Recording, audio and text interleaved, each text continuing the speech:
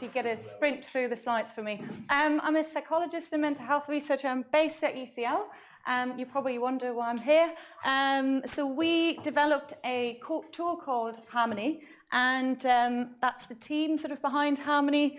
We're kind of like a sort of mix of researchers and industry partners, but basically Harmony is also an open source project.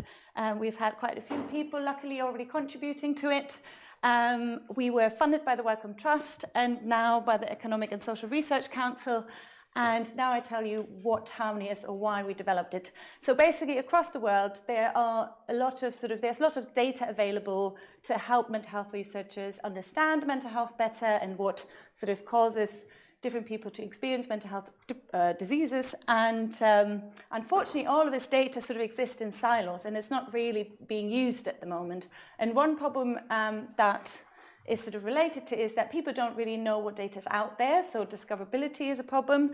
Another problem is sort of data access, so sometimes we can't access the data that we want to access. And another problem is even if we had all of this, we knew what data is out there, we were able to access it, the problem is often we can't really sort of combine data sets in the way we would like to. So this is where Harmony comes into play. Harmony tries to kind of overcome this and tries to help researchers combine data sets across the world. Why across the world? So at the moment, the majority of young people, for instance, live in low and middle income countries. The majority of mental health research is being done in high income countries. And we can't really assume that what works in the UK works the same way in like Brazil. So that's why we actually need to start figuring out how do these countries differ. But we don't only work sort of within or across the globe, we also work within the UK. So for instance, different NHS trusts collect actually different type of data. So often we struggle to kind of combine that data because they're just sort of slightly different. They're not standardized in the way they do collect their data. So that's one of the challenges is sort of combining. I'm just taking a quick sort of example. We did combine data from the Millennium Cohort Study, which is based in the UK, and a cohort study from Brazil. And there is one problem. How do I get this one gone? There's one problem when it comes to mental health sort of assessments.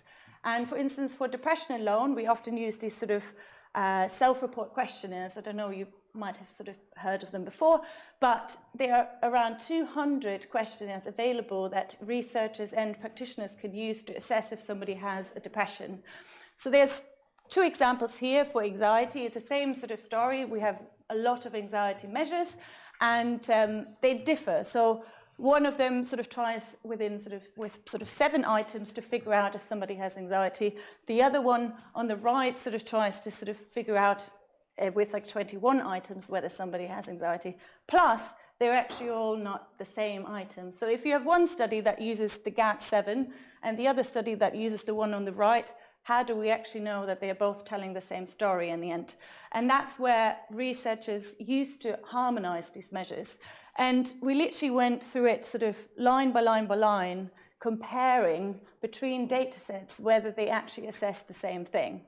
And that can actually take quite a long time because what we often have available of these different data sets is the metadata.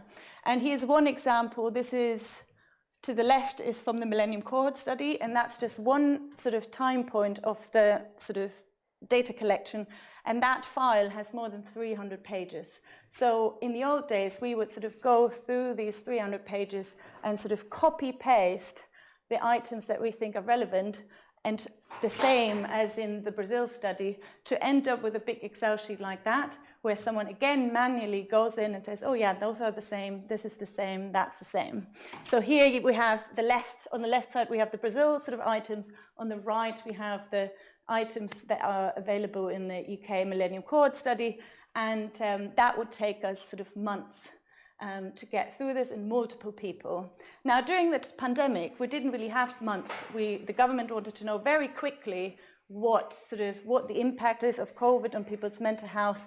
So we needed something better than our old approach. And that's basically where Harmony sort of came in, and Harmony is now automating this process. If you go on that link, you can see how it works. I'll sort of skip through that now. You don't need to, I guess, know about this. This also I can skip. We're on Discord if you want to sort of connect with us, and I think I should probably somehow work out how to get rid of this thing. Here. And then we also have a couple of sort of, we're on Discord, da-di-da.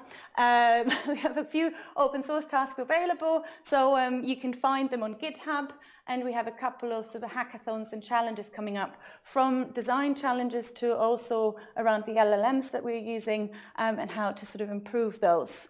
Another big thing is PDF parsing, so lots of these studies providing us the information in PDF sort of form, and some, for instance, in the UK, the earliest cohort study is from 1946, so the PDFs are actually scans of the paper versions, and that's quite hard for us to kind of read with Harmony. So Harmony works quite well with the newer sort of versions, but the older versions we haven't quite nailed that yet. So there's another hackathon coming next year to work that out.